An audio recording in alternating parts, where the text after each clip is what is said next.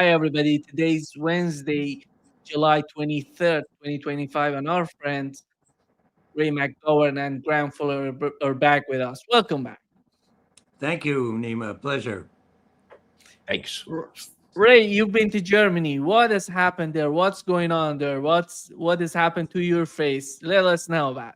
Well, I wish it were something more heroic, but I fell in Norway on the way, well, about a week ago.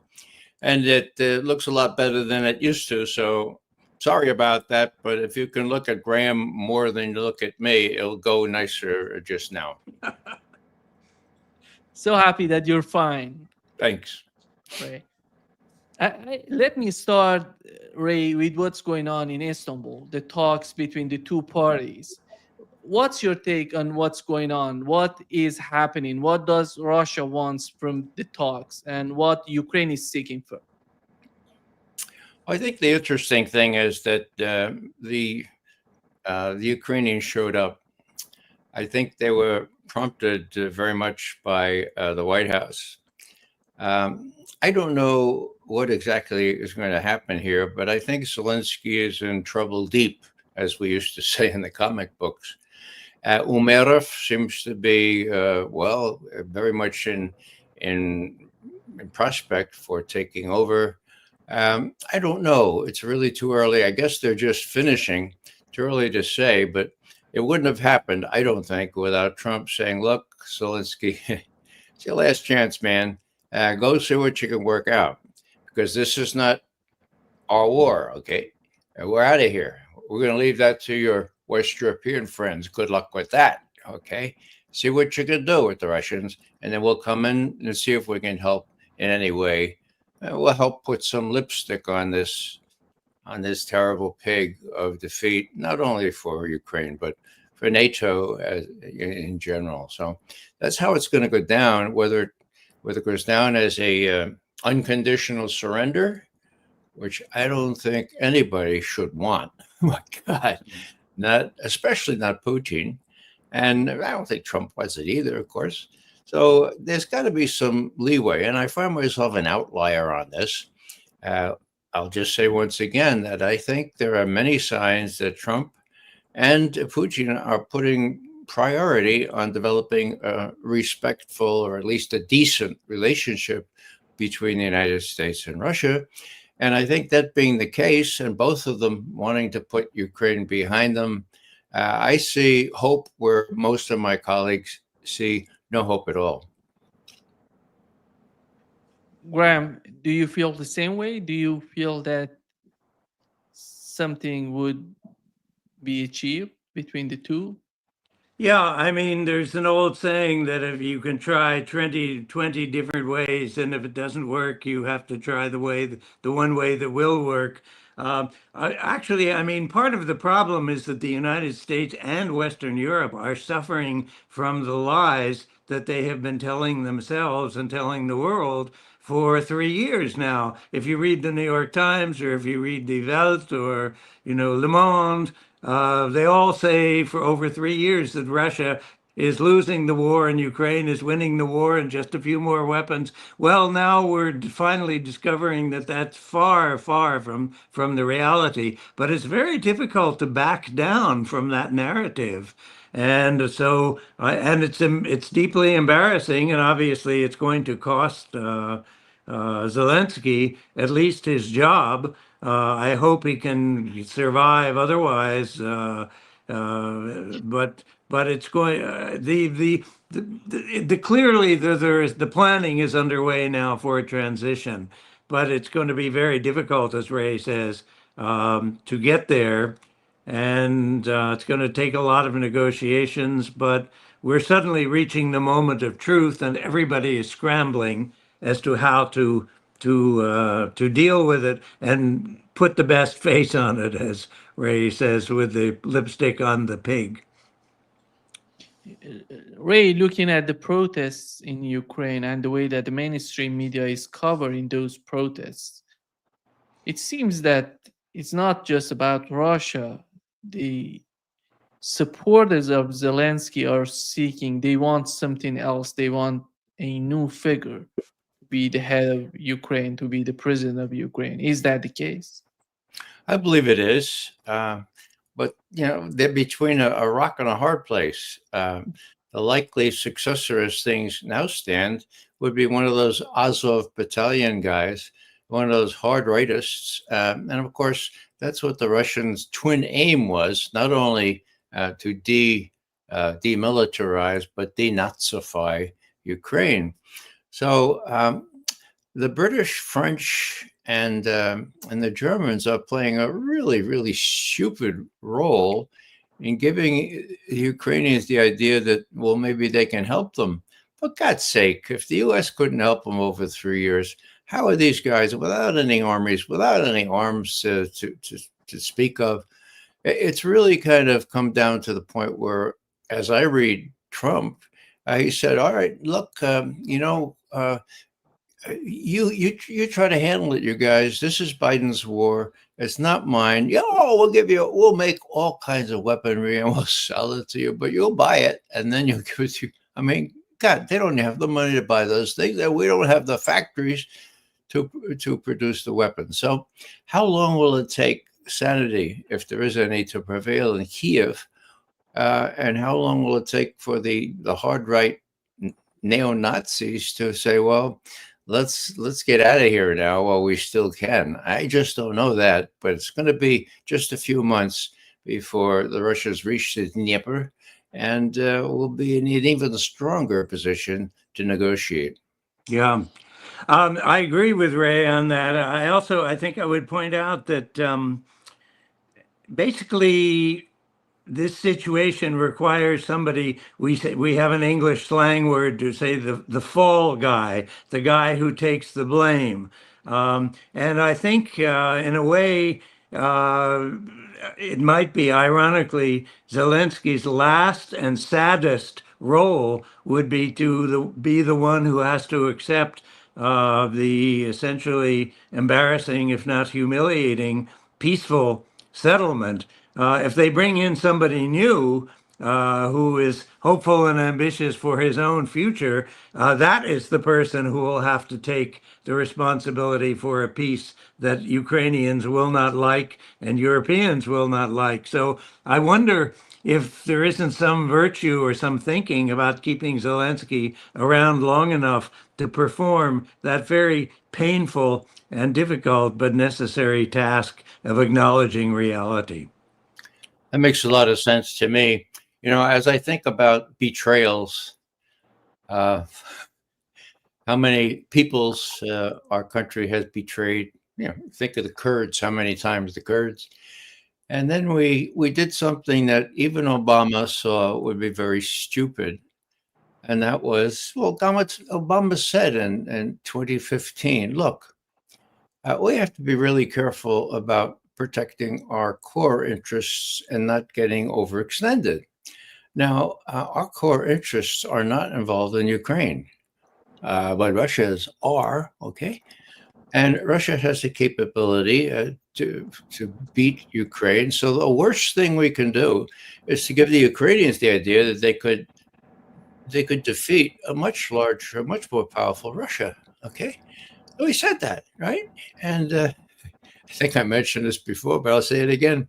There was a deputy secretary of state at the time. He said, yes, you're absolutely right, Mr. Obama, Mr. President, because for every weapon the Russians could give for every weapon we could give to the Ukrainians, Russians could double it, and they could triple it, and then you could quadruple it. So you're absolutely right.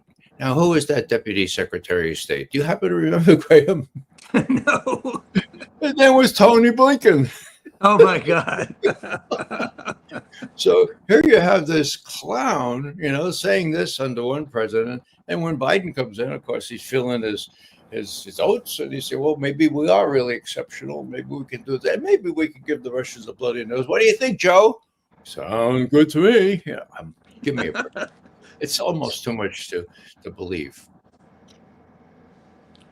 Yeah, I think just one more point, if I might make on that, Nima. I think the Europeans are in a very difficult position as well because, as we said earlier, they have bought very heavily into this U.S. narrative. Their press has done so. The public has been informed that way for years. I don't know where Europe will go once this war is over. I don't.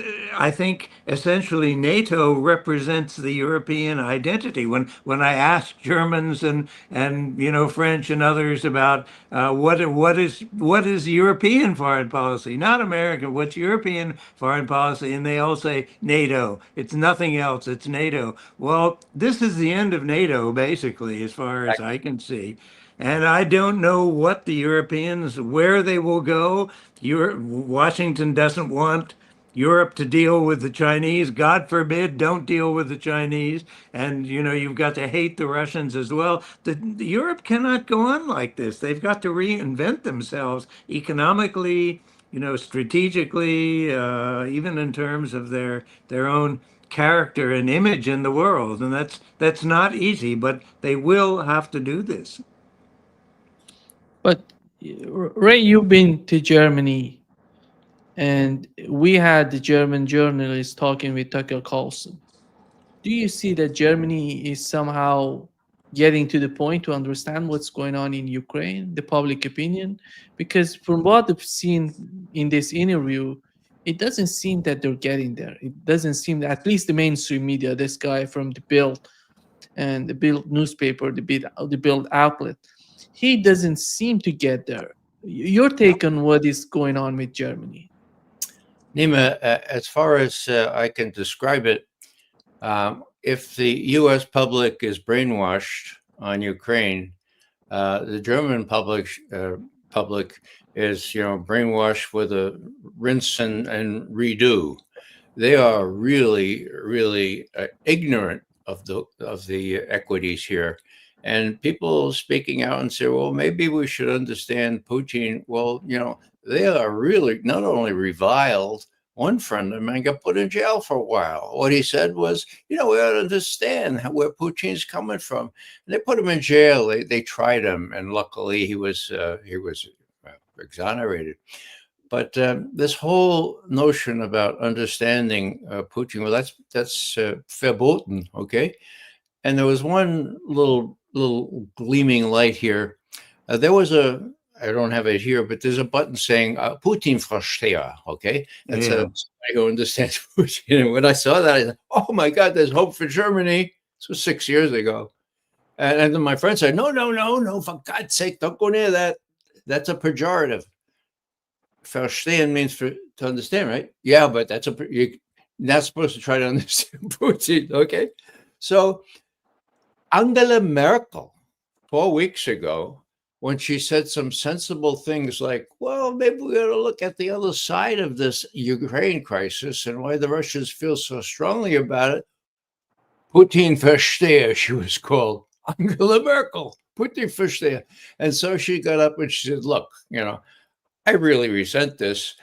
You should be able to understand the other side. That's the core interest here. So even Angela Merkel has been accused of being a Putin Versteher now. And of course, she betrayed Putin up and down with the Minsk Accords and everything else. So, it's really hard in Germany because this happened before, okay? Yeah. This happened before in the 30s. And one German young lawyer who was training to be a judge, his name was Sebastian Hafner, pen name, real name Raimund Kretzel. He wrote about those first several months in 1933 when Hitler had nowhere near the majority. But once there was a fire at the Reichstag, okay, they really clamped down on civil liberties. They tapped your phones and looked into your desks and all that kind of stuff. And the way this lawyer described it, he said, I couldn't believe it. Even my fellow trainees to be judges, lawyers, they had no problems with these things. It was with schaffsmäßige Ergebenheit. Okay, it's almost as hard to say in English. Okay, a sheepish submissiveness. Okay, Schaff is sheep. Okay, schaffsmäßige Ergebenheit. So with sheepish submissiveness, they caved. First the Social Democrats, for God's sake, then the Catholic Centrum Party. They could have stood up to Hitler, and they didn't. They caved. And so, are we? I think Graham and I have always been saying, well, when will the Germans grow up and stand on their own 2 feet and not let other factors come in here? But there's no indication that any real segment of the German populace is up to that right now. Now, I expect that to change. I think it'll take maybe another year. But as the Germans run out of things, their economy is falling. They're somehow going to be able to realize that we did that to them when we destroyed the Nord Stream pipeline. And so I think by virtue of necessity, they're going to have to wake up and say, oh, my God, why are we in this economic mess? And France and Britain, too. Let's be more sensible and figure out how we got here. And maybe the U.S. is not going to escape blame for that. Yeah. Well, just as Ray was saying, I think there are many observers of German politics now are saying that the government of Merz is quite weak. It's a weak coalition, and there's strong support now, I think, for political movements which are more populist, but which are also more anti-war and perhaps anti-NATO.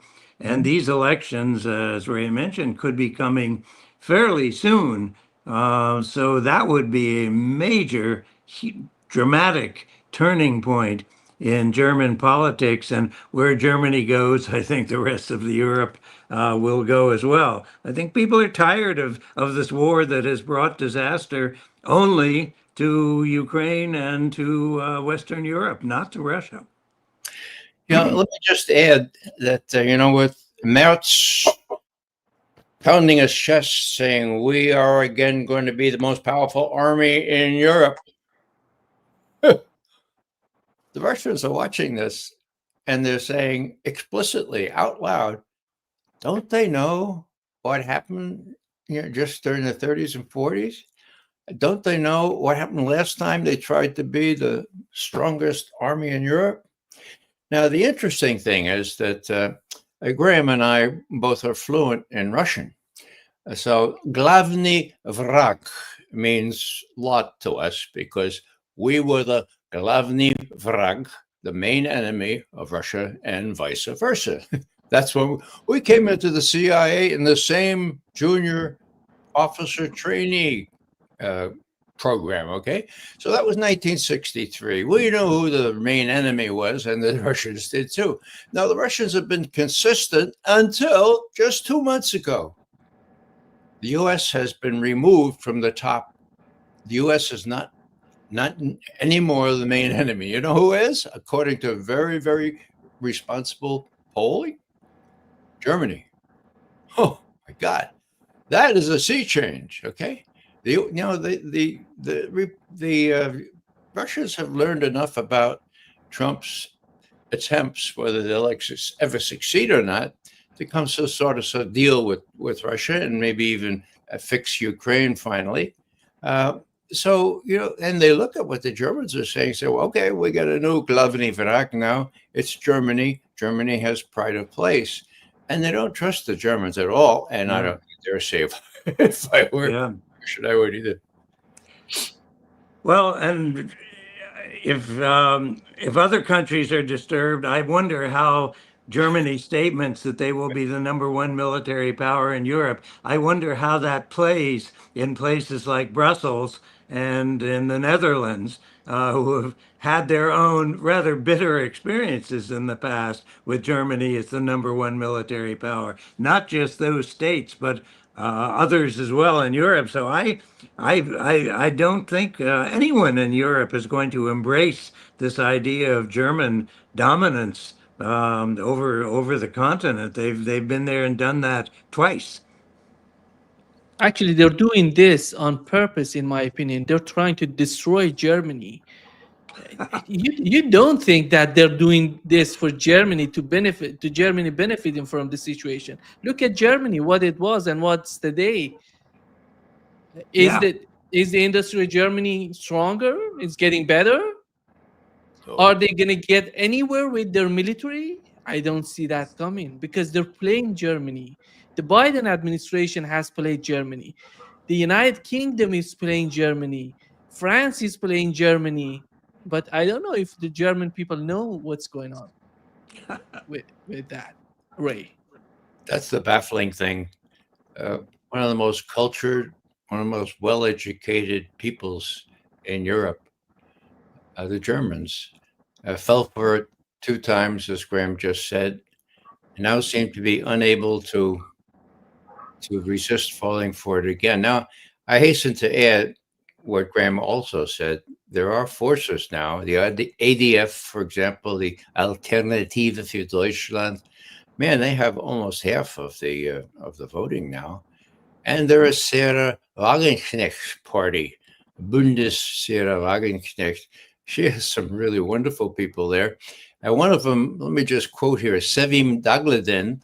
She said, and I love it for what it says, she said, unsere erste Pflicht ist, sich von diesem Königreich der Lügen nicht dumm machen zu lassen. Okay, our first duty is amid this Königreich, this kingdom for Lügen, kingdom of lies, okay, nicht dumm machen zu lassen. Don't let ourselves be made dumb, okay? So there are really active and progressive politica there in Germany, but the sad story is that her party was eased out on some really, really questionable balloting counting practices. Maybe they learned some stuff from the US, but it was really, really close. They won 4.99956% of the vote. They needed 5 to get into the Bundestag, and the Ausland, the votes from abroad, foreign counted. So the Germans have learned a lot from their masters, the US, I guess. They've kept them out. So Graham is right. It's just a matter of time before people kind of wake up and say, well, do we want to go through this again? And, with the economy as it is, I think maybe even the very docile Germans will say, enough. Graham, with the case of who's going to replace Zelensky, if that's the plan on the part of Europeans or maybe the United States to replace him, it seems that the British have their option on the table. They have been preparing Zelensky for the presidency in Ukraine.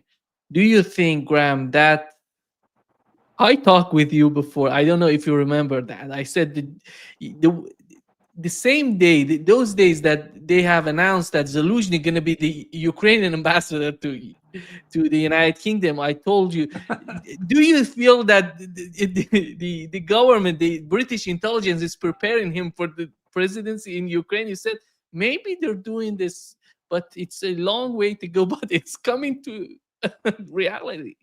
It seems that the main option would be Zelensky.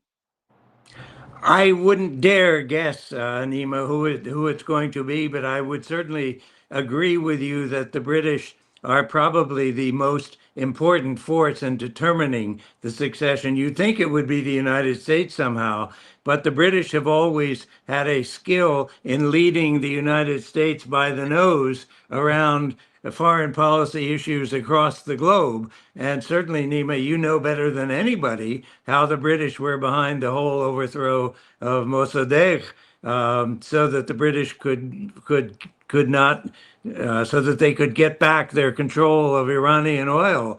I still think to this day that the British are one of the number one forces in driving this whole war. And as we know, too, with Boris Johnson, the former prime minister, who was determined to kill the Istanbul Accords, which Zelensky and Russia had agreed upon, but which Washington didn't want. But the guy they sent to kill the deal was the former British prime minister, Boris Johnson.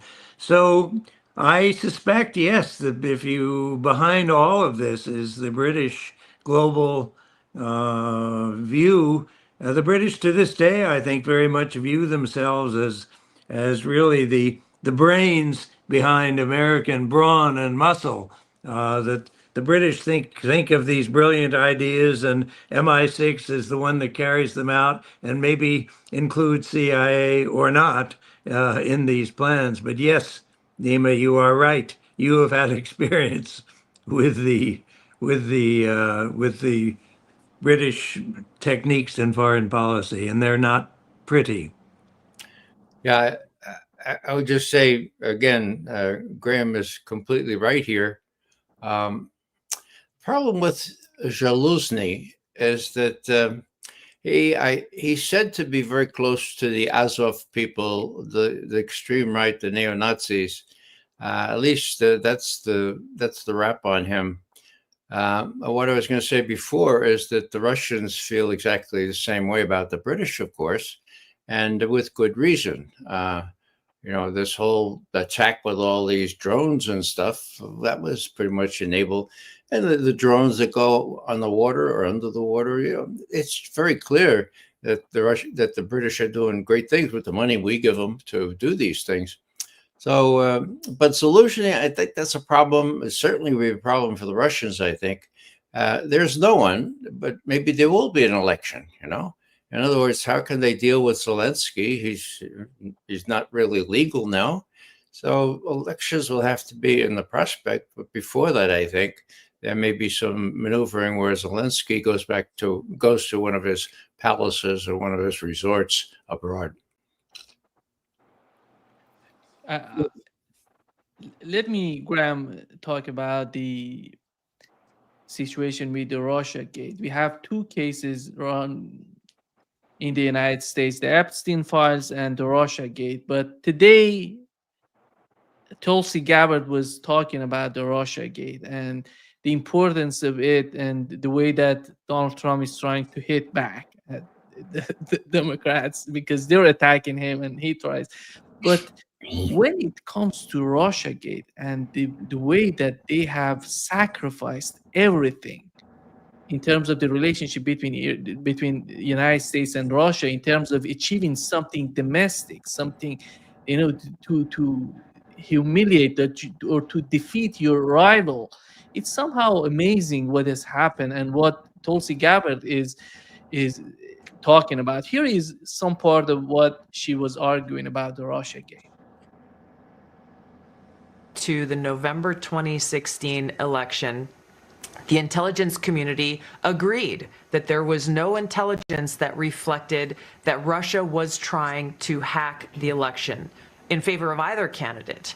The evidence showed, the intelligence showed that, again, Russia did not have either the intent nor the capability to be able to impact the outcome of the United States election. So it was very striking when we look back again at the documents that I declassified and released that shows there was a shift in early December, the first week of December. Again, another document was produced by the intelligence community, a president's daily brief that was consistent with every other assessment that was done previously leading up to the election. Russia did not, this is after the election now, did not attempt to affect the outcome of the American election. That was never published. Hours before it would have gone into President Obama's President's Daily Brief, it was pulled by a senior level intelligence official saying that they had to pull it because they had received new guidance. The very next day, this meeting was called, a National Security Council meeting, bring together all of the senior leaders of President Obama's cabinet, and the topic that was put forward was a sensitive matter. The tasks that came out of that meeting was coming from President Obama directing the intelligence community, then Obama's ODNI director Clapper, to produce a document, to produce an intelligence assessment that detailed not if, but how Moscow affected the outcome of the election that had already occurred, electing Donald Trump to the presidency. This document that they published in January of 2017 was the foundational groundwork that they continued to reference over and over and over again to enact this years-long coup against President Trump. Yeah. Yeah, Graham, Go ahead. I know that Ray has a lot to talk about. I'm gonna start with Graham and then go Well, to you. Ray is much closer to these things. I try to stay out of U.S. domestic politics as much as possible from where I live in now in Canada. But in any case, I mean, I think most people who were halfway intelligent about foreign policy issues were appalled and disgusted by this crude Russiagate game that was played, which I think has gone a long way towards essentially destroying the intellectual integrity of CIA. Perhaps to this day, it politicized it deeply. And Brennan, who was the John Brennan, who was then the chief of CIA at that point, was the key villain in that whole game in trying to prove that the elections were false.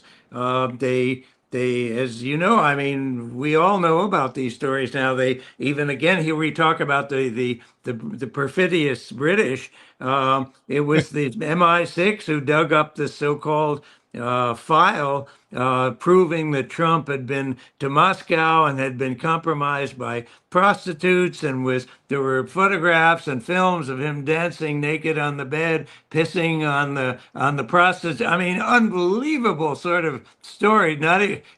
I don't even know whether we're allowed to say these things, Nima, on your program. But I mean, it was absurd, and I don't believe that serious Washington observers of foreign policy really ever believed this whole thing. But it was peddled and peddled and peddled for years. And I just have to applaud Tulsi Gabbard for her bravery in coming out and putting this on the table. But it's not over. It's far from over. I mean, Russophobia is still, I think, one of the driving forces of Washington politics to this day, and every scoundrel is happy to sign on that. You can't lose any votes by kicking Russia. That's for Go sure. ahead, Ray. No, I would underscore everything Graham said. You know, Graham and I go back a long way, and we both have a certain expertise on the Soviet Union and on Russia. If memory serves, we both have graduate degrees in Russian area studies. I have watched Russian leaders. And in this general context, the notion that any Russian leader would prefer someone like Trump, unpredictable, irascible, uncontrolled, a guy that they didn't know anything about, to Hillary Clinton, whom they despise, but at least the devil you know is better than the devil you don't know, okay? The notion that they would not only have preferred Trump and then try to help him was ridiculous from the outset for me. So I had to deal with all this stuff, and I did. It was mostly because of the Russian connection, not the internal connection, that I dealt with it. And what's important to know is that Obama was in it up to his neck. And not only after the election. What happened was, before that summer, Julian Assange announced that he had emails relating to Hillary Clinton pending publication. That was the 12th of June. My God, the DNC was apoplectic, as was Hillary, folks. My God. Oh no, if they have emails from the DNC, that will show that Bernie Sanders never had a snowball's chance in hell to get the nomination. We fixed all the primary, we fixed everything. And so, my God, how are we going to do that? What are we going to cope with? Well, Julian Assange, as usual, took great care to make sure everything was authentic and didn't publish them until 3 days before the Democratic National Convention, 22nd of July. Whoa. Then there's a Council of War, Hillary and all her bright people like Jake Sullivan. What are we going to do? What are we going to do? I know what to do, says Jake Sullivan, I think. We'll blame it on Russia. But the Russians aren't ready to do it. Look, we'll blame it on Russia. We'll deflect all attention from the content, the really tough content of those emails, and we'll get a twofer. We hate the Russians, and our hatred extends to everyone else. Okay, so that's what happened, and they decided that they go with this. It's on the record, and I used to go to these Democratic think tanks, Hillary Clinton and Podesta, and this one time, what's her name? Jennifer Palmieri. She was the PR lady, and she said, when we get the word about the Russian hacking, I was sent out in my little golf cart to check with all the outlets and all the cable news services there at the convention and peddle this, and no one would believe it. And it was hard for me to believe. And so we got back to Brooklyn in August, and we couldn't figure out. And then some newspaper people and intelligence people started to tell us some of the tales of this, and then, thanks be to God, says Jennifer Palmieri, on October 7th, Obama released a joint study from James Clapper, head of national intelligence, and Jay Johnson, head of Department of Homeland Security, saying that the Russians had hacked into the Democratic National Committee. We knew that, and the Russians doing all kinds of stuff to help Trump. Okay, now, what's the background of that? Well, Jennifer Palmieri says that was it. October 7th, we had a month before the election. Now we had something to chew on. Problem with that is that, as Jay Johnson has admitted, there was no evidence. The CrowdStrike group that the FBI had appointed to do the forensics had not yet reported on their findings. And this was raised by Jay Johnson. He said, Mr. Obama, we don't have it. Do it anyway. Get it on there. We can't wait any longer. It's only a month before the election. So there's Obama later throwing out 35 Russian diplomats, confiscating Russian property in the United States, and making it to be a big political thing. Now, the important thing is Obama was in it from the beginning.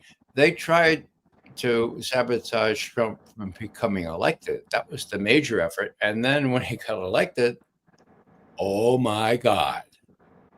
Here's a little snippet for you. James Comey, he wrote a book. It took him a year, and he's had help, of course. And in the book, he said, and I quote, I was operating in an environment in which Hillary Rodham Clinton was sure to be the next president of the United States, period. End quote.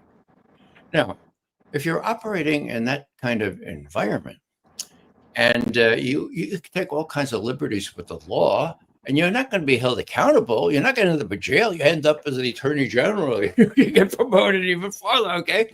That's why they thought they could get away with it. Now, this is the big surprise, that Tulsi Gabbard has the book on these people. How does she have the book? Because Kash Patel, the head of the FBI now, was working with the House Permanent Select Committee on Intelligence, and he knows where all the bodies are buried. And today, the clip you showed was a couple of days ago, if I recall correctly. Today, I just learned that Gabbard got before the cameras and said, okay, look, I'm releasing one other thing. This happens to be the House Permanent Select Committee on Intelligence's report on 2017. It shows chapter and verse of what really happened. Forget about that Senate report that was spurious, okay? So what am I saying here? I'm saying that once they thought that they could get away with it, then they couldn't then they started covering their traces, and that's when you had this little group of led by, well, the president said, okay, Clapper, you get together people who will do what I tell them, okay, what we tell them. And so that was only the CIA, because John Brennan was running that. It was James Comey running the FBI, and the NSA will always go along, okay? So those were the three that put out this intelligence community assessment that the Russians hacked and the Russians interfered and all. And the State Department was excluded, and the Defense Intelligence Agency, who was responsible for looking at the GRU its counterpart in Russia. And the GRU was said to be intimately involved, and that too was excluded because sometimes the DIA tells the truth. So in record time, they come up with this thing, and then what happened finally on the 5th of January, 2017. Now there was a meeting in the White House. Biden, as well as Obama, and then Comey, Brennan, the NSA guy, a couple other people, and they said, "All right, look, we've done the assessment now.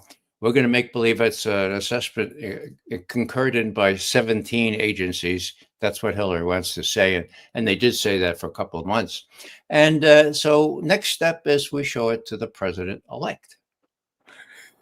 Okay, Comey, you and Brennan, and you and Brennan go tell the president-elect. So they do the next day, January 6th. Oh, Mr. President-elect, we wanted to let you know, give you a heads up here. A memo has just been published saying that the Russians really, well, we don't say they're responsible for your election, but they helped a lot and to help to. And besides that, there's another thing. And James Comey says, "Now, gentlemen, would you please leave the room now because this is too sensitive." He goes to the president. And he says, "Now, Mr. President-elect Trump, you should know because it's going to be in the press today. This really scurrilous report that has you cohorting with prostitutes in Moscow, and it's just it's not confirmed, but it's out there, and so we just want to let you, just so you know, just so you know." Now, Graham was laughing. Any person conversant with the ways of Washington would have said, "Thank you very much, Comey. You're out of here. I'll give you a week to pack up your desk. Don't show your face in Washington again, or I'm going to get you." I know what that game is. Instead, Trump, convinced of his persuasive powers, spends the next 2 months trying to get Jim Comey on his side against the deep state of which Jim Comey is one of the principals. Okay, so final thing I'll say here is that before Obama left office, 2 days before he left office, he was asked by a reporter, "So you think the Russians hacked, right? Hacked the DNC and all that stuff? Are you sure of that?" And Obama says, "Well, we have no information as to how that material got to WikiLeaks." So the reporter doesn't follow up or anything. That's 2 days. Obama's a lawyer, right? He has to cover his derriere, and he can always come back and say, "Well, we really didn't know how it got to WikiLeaks." Well, it got to WikiLeaks by somebody putting a thumb drive in one of those DNC computers, not downloading it, not putting it in the ether, putting it in the pocket, right? And then taking it over to wherever WikiLeaks worked on them. So we knew that, and we reported on that on the 12th of December, 2016, in a VIPS memo, which said, "Look, we two former technical directors of NSA, one very senior analyst, we constructed the networks. We know these networks. Now we have the charts from Ed Snowden to say where are the points in these networks for tracking these things, okay? And we're conversant with the principles of physics. And so it could not have been a hack. It had to be a copy and, a leak. You put it in, you leak it to somebody else." So we said that in December of 2016. The only other thing I really should remind people of is that as HIPSI, the House Intelligence Committee, worked on a real report of which Kash Patel, now FBI director, was a main worker, as that happened, the House Intelligence Committee required the head of CrowdStrike to speak under oath. And so they brought in this fellow's name, Sean Henry. He had been 20 years with the FBI as their chief techie. Okay, they set him up with his own company, CrowdStrike. So they brought him in, right? And Adam Schiff, who's a house guy then, he says, "So tell me, Mr. Henry, how is it that the Russians hacked into the DNC emails?" And Sean Henry, then his lawyer grabs him by the shoulder and says, "No." Sean, well, actually, there is no technical evidence that the Russians hacked those emails. I mean, no technical evidence that anyone hacked those emails. They were assembled to be exfiltrated, fancy word, okay, but they never were exfiltrated. So, inference. Someone like, there's a possible person like Seth Rich within the DNC assembled these things to be exfiltrated and then didn't put them on the ether or in the internet, downloaded them onto it. So so that's what Sean Henry said. And then there was a change in administrations, and Adam Schiff took over the chairmanship of the House Permanent Select Committee on Intelligence. And what did he do? He put that report, open, unclassified report of Sean Henry's testimony. There was no technical evidence of a Russian hack in the bottom drawer, in which it remained for 2.5 years. Finally, someone told Trump when he was first term, "Okay, now you can get that thing released. You're the president." "Oh, I can." So he said, "All right, we're going to release that." Okay. Then Adam Schiff released it, the 7th of May, 2020. So he kept it hidden for 2.5 years. Now, I know you know about that, the both of you, but do you think, how many Americans do you think know about that? The major media never told that story, okay? And so 90%, my guess, of the Americans never learned out that under sworn testimony, the guy who was responsible for the forensics, by then completed, admitted that there was no Russian hack. And the hack, mind you, was the kind of the cornerstone of all the stuff that they were doing before the election as well as after the election. Sorry to carry on so long, but this is, I just add this. The die is cast now. I mean, Graham, you will have other things to say about this, but I think Tulsi Gabbard is skating on very thin ice. I admire her just the way you do, but the odds are against her. Taking on all these really, really powerful people and entities, it will be a miracle, in my view, for her to prevail. Now, again, I applaud what she's doing, but my God, this has happened before, and people have not been able to survive either politically or sometimes physically. So the bottom line for me is that not only is this incredibly important to hold people accountable, but here's a chance for Trump to say, look, I tried to create a decent relationship with Russia. Okay. And you all brought us to the point where under Biden, we came close to nuclear war with Russia. For God's sake. Why? Because brainwashing of the American people prevailed. Now, look, it was all a lie, folks. It was all a lie. The Russians didn't hack. Now, what other things did the Russians not do? Let's get this behind us, because if we work with the Russians, we might be able to get a deal on Ukraine and stop the killing. That should be a name for all of us. Stop the killing. Sorry for so much speaking. Yeah. Thank you, Ray, for clarifying a lot of details in what you've said and what you've mentioned. Graham, I want to shift the gear to what's going on in the Middle East. Here is what one of the British surgeons, he's talking about his experience in Gaza. Here is what he said.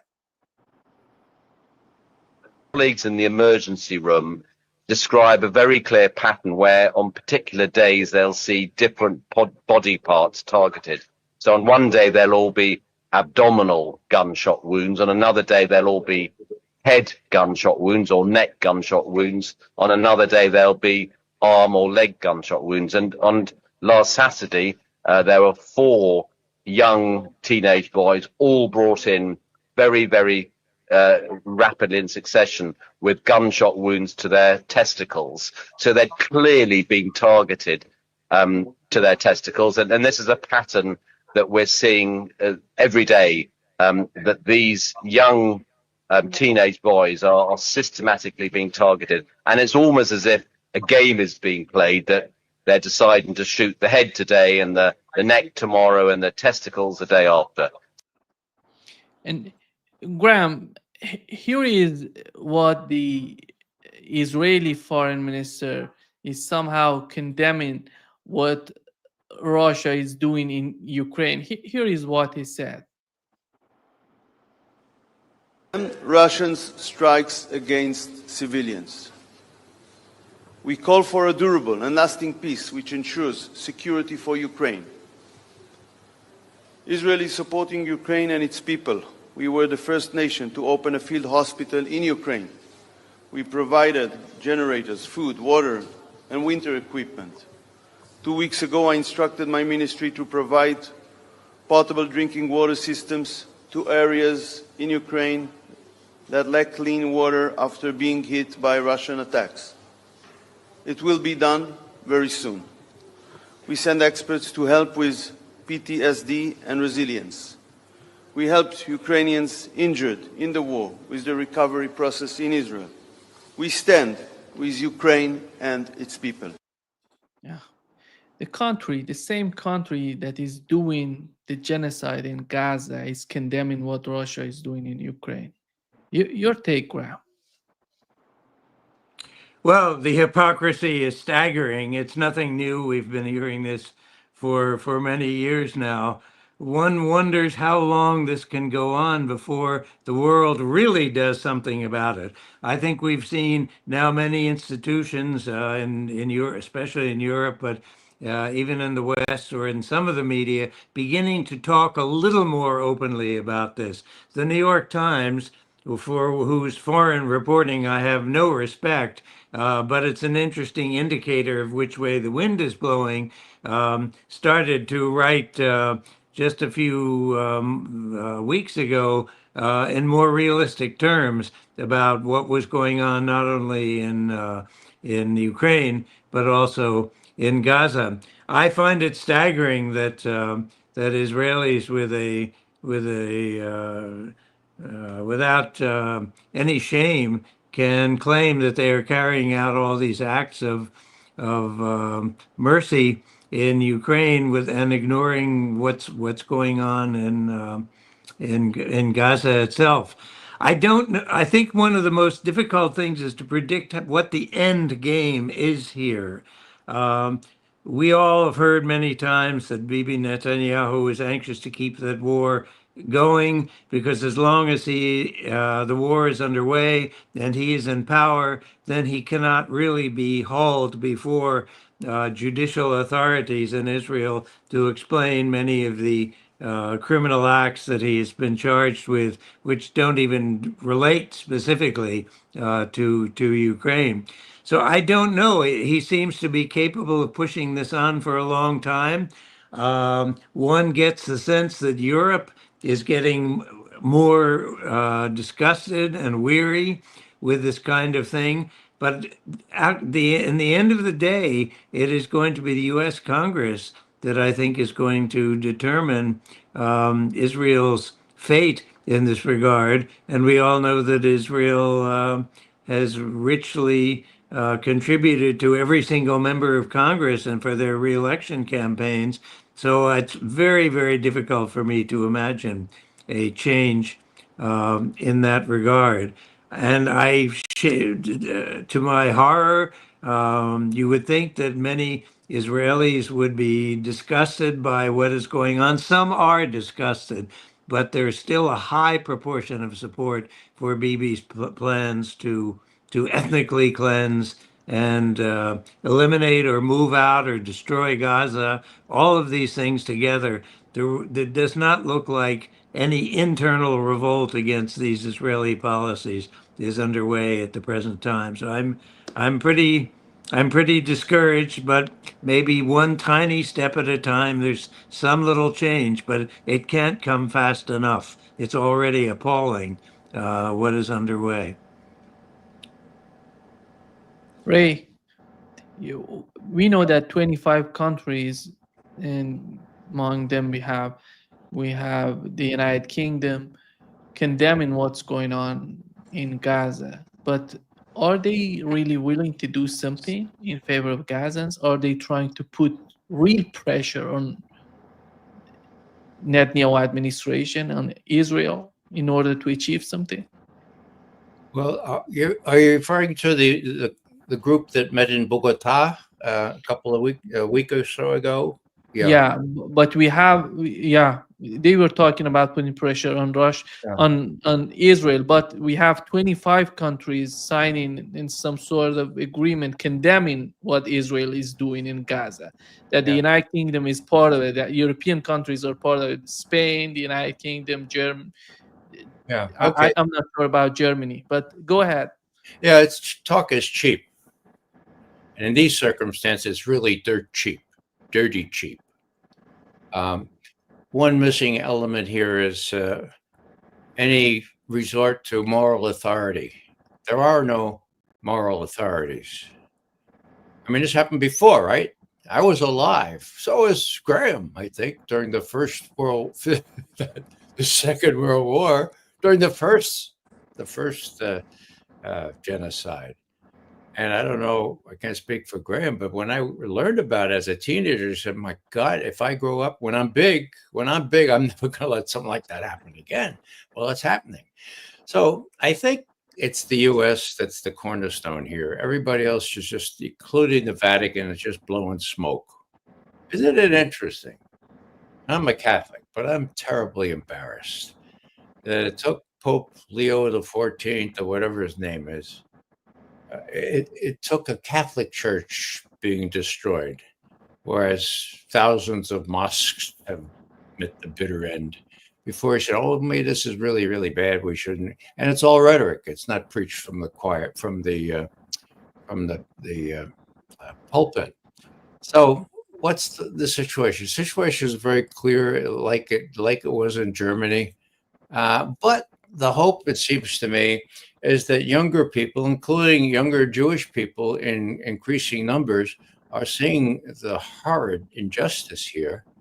That whereas Bibi Netanyahu in 2001 could say on camera, he thought the camera was off, and I quote, the Americans can always be left, they always could be led to support us. Do you know that 80% of the American people support us no matter what we do? That's absurd, period, end quote. It's on film. It's on YouTube. Look it up, okay? Well, maybe this is gilding the lily, but it ain't 80% anymore. It's more like maybe less than 50%. Now, meanwhile, you've got tens of thousands of Palestinians dying in Gaza, being starved to death, for God's sake. So, I mean, like Graham, I think this is, just astonishingly embarrassing and just totally, the words escape me. And I think we need to do more than rhetoric. I don't know exactly what it is, but, we've been around the block. We could speak with some authority, and we can maybe encourage people to do physical things, to remind our congresspeople that they should have a soul on these things, that they should have some respect for human life. And 2 million Palestinians, that's a lot of human life. Yeah, Nima, I'm not sure what it's going to take to change anything in Washington in this regard. Given the amount of money, as we've mentioned before, that the Israeli lobby pours into the American Congress, it's hard to believe a change of mind. On the other hand, it's interesting as to what might change Trump's mind. Money is not probably not enough. We all know that he had received $100 million from major Israeli American contributor in the Miriam last Adel. election. Yeah, Adelson. Yeah, Miriam Adelson, exactly. But at some point, it's very difficult to read Trump's mentality in this regard. At what point does he decide personally that he cannot afford to continue with these policies? I don't know what kind of pressure it will take, but there seems I've felt for a long time that there's no warmth between him and Bibi, but that's not enough. But I just don't know what it's going to take to push Trump over the edge, because it's not going to be Congress that it will change its mind. Ray, do you want to add something before wrapping up? Well, just to lighten things up a little bit, there's the old attempt by pro-Israelis to make Israel the 51st state. This was after the war in 1973. And there was a kind of a wag who said, no, no, no, Israel would never accept that. And I said, why? Well, because then they'd only have 2 senators. Yes. Yeah. Sorry about that. No, that's absolutely true. Yeah. I didn't. I think there are still a lot of mysteries to be uncovered in this as it moves forward, but I'm afraid I don't see anything really quite encouraging yet. A gradual shift in global public opinion, yes, but what is that worth? As Stalin once asked about the Catholics and the Pope, how many legions does the Pope have? It's a very good question. The Pope doesn't have very many legions, and apparently the American president does not as well. But I think if I were an Israeli lobbyist in the United States, I would not feel comfortable at this point. Every day, the traditional pro-Israeli line seems to be weakening in one or another media day after day, and that suggests that even congressmen who were bought and paid for by the Israeli lobby ultimately may have some conscience there, but one wonders when and how much. Yeah, exactly. Thank you so much, Ray and Graham, for being with us today. Great pleasure, as always. Thank you, Nima. Khoda Hafiz. Khoda Hafiz. Good to be with you, Graham. Ray should learn to say Khoda Hafiz. Ray. What was that? We say Khoda Hafiz. It means the goodbye. Okay. Yalla, yalla. Amazing. Take care. Good to see you. Okay. Bye-bye.